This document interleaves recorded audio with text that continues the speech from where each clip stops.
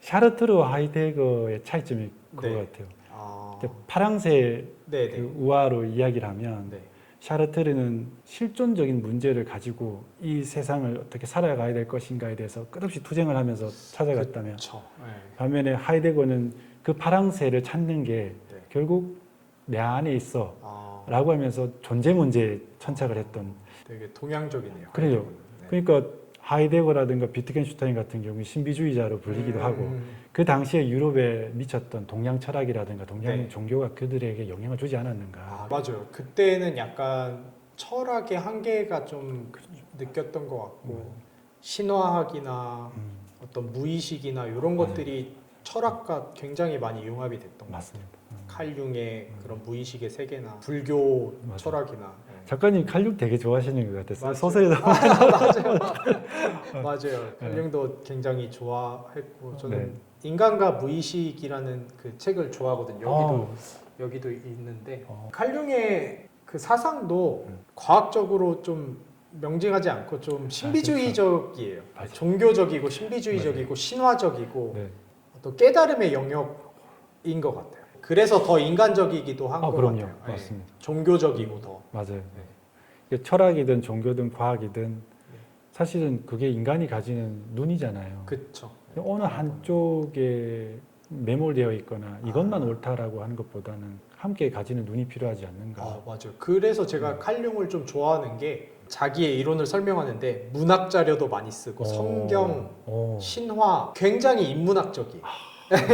그렇다 보니까 오히려 이게 연구가 문학적이고 더 인간적으로 보이더라고요. 더 와닿고.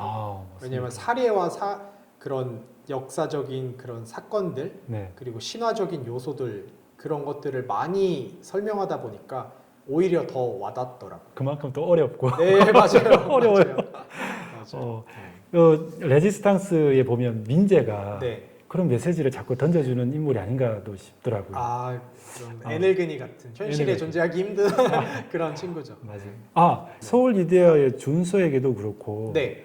그 레지스탕스의 기훈에게도 그렇고, 그렇게 뭔가 주인공을 이끌어주는 인물들이 있어요. 네. 혹시 작가님의 삶에서도 그런 일이 있어서 그런 건가요? 저는 사실 요거는 언제 한번 이야기할 기회가 있을 것 같았는데 요 서울이데아의 주인공 준서 같은 경우는 어떤 영혼의 안내자랄까 삶을 이끌어주는 그런 생테스 아저씨라는 존재가 있잖아요. 맞아요. 그리고 레지스탕스 같은 경우는 기훈이를 이끌어주는 민재라는 친구가 있고 네. 저는 그런 사람이 없었어요. 그런 좀 저를 확 이끌어주는 동경하는 그런 사람이 없어서 그런 결핍을 좀 투영 소설 속에 그런 결핍을 만들어내는 게 아닌가. 그 소설 레지스탕스 속에 등장하는 어떤 인도자, 구도자 같은 존재가 민재였잖아요. 맞아요.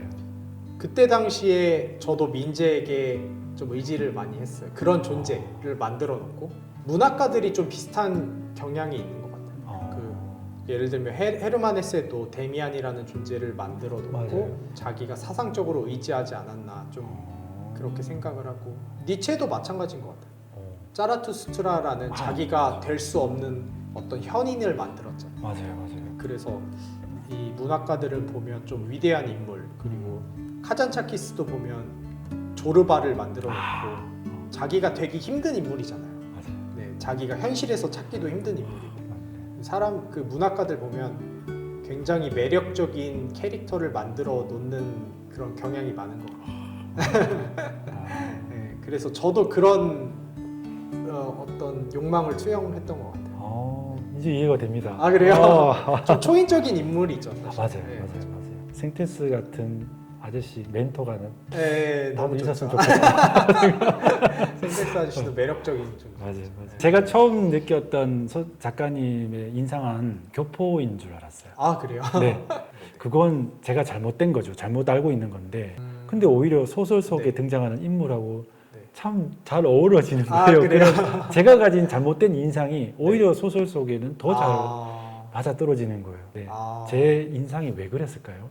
제가 그렇게 살았어서 그랬던 것 같기도 해요. 왜냐하면 제가 인간 실험을 했다고 얘기했었잖아요. 네네. 그 소속감을 다 버렸던 네. 부정했던 적이 있었다고 했는데 그때 당시에 친구들과도 연락을 잘 안 하고 그때 제가 20대 때 여행을 거의 29개 이렇게 나라를 혼자 이렇게 와. 여행을 했거든요. 와. 배낭만 가난하게 진짜 막 정말 막 역에서도 자고 우와. 막 벤치에서도 자고 이러면서 좀 그렇게 여행하는 걸 되게 좋아하기도 했고 네. 한국에서 친구들이랑도 교류를 안 하고 어떤 사람들이랑 교류를 했냐면 한국에 살고 있는 외국인들과 친구를 많이 했어요.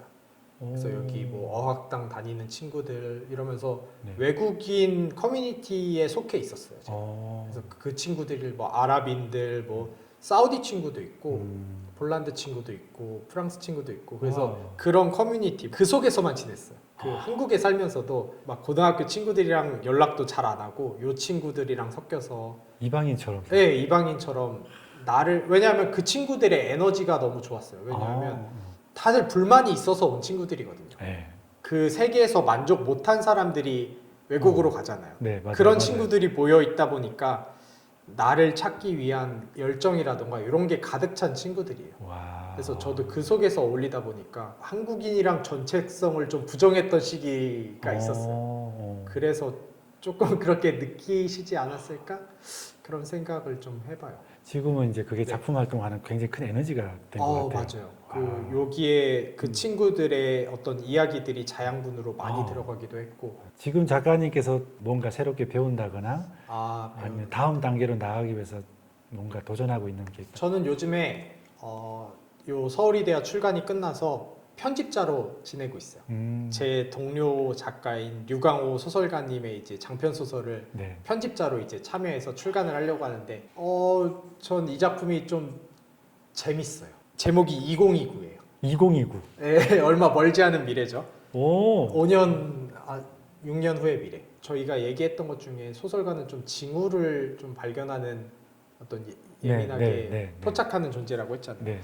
문학 서울을 통해서 만나면서 네. 얘기를 자주 했던 게 우리 시대가 1984 조지 오웰의 1984가 완벽한 통제 사회를 그리잖아요. 이 시대에도 완벽한 이제 통제 사회를 위한 준비가 되지 않았나 이런 얘기를 저희가 했어요. 요거는 어떤 관점이냐면은 팬데믹을 통해서 우리가 통제받는 것에 좀 길들여졌다고 생각을 하거든요. 어허. 재난 문자 그리고 QR 코드 체크하는 거 이런 것들에 좀 익숙해졌고 우리가 어떤 국가 비상사태나 이런 게 오면 통제가 잘 되는 시스템이 어떤 모의 훈련이 전 인류적으로 한번 된 게 아닌가 이런 얘기를 했었어요. 근데 이런 통제 시스템이 네.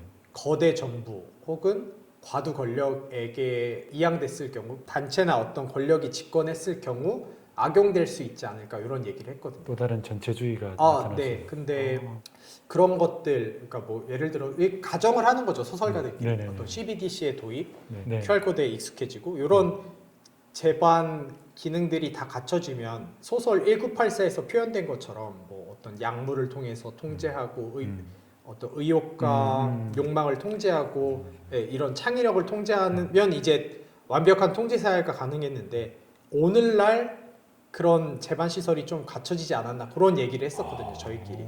그래서 류강호 소설가 네. 그분이 이제 쓴 게 포스트 전체주의로 나아가는 어떤 초기의 현상을 담게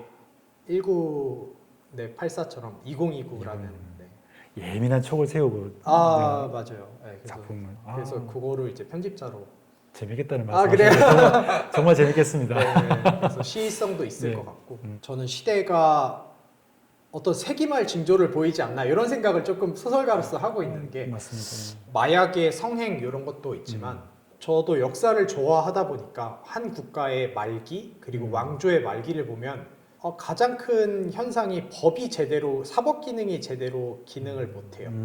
그러면서 사법 기능을 대체할 어떤 조직이 나온다거나 자경단이 나오기도 하고 네, 한국 전쟁 시기에는 막 그 인민재판 이런 것도 있었잖아요. 네네네. 그리고 중국에서도 인민재판이 막 성행했고 네. 그리고 프랑스 혁명 때는 자기네들 사법 기능이 마비가 됐으니까 자기네들끼리 이제 처벌을 하는 거죠. 그래서 단두대도 세우고 네. 자기네들끼리 처형하고 그랬잖아요.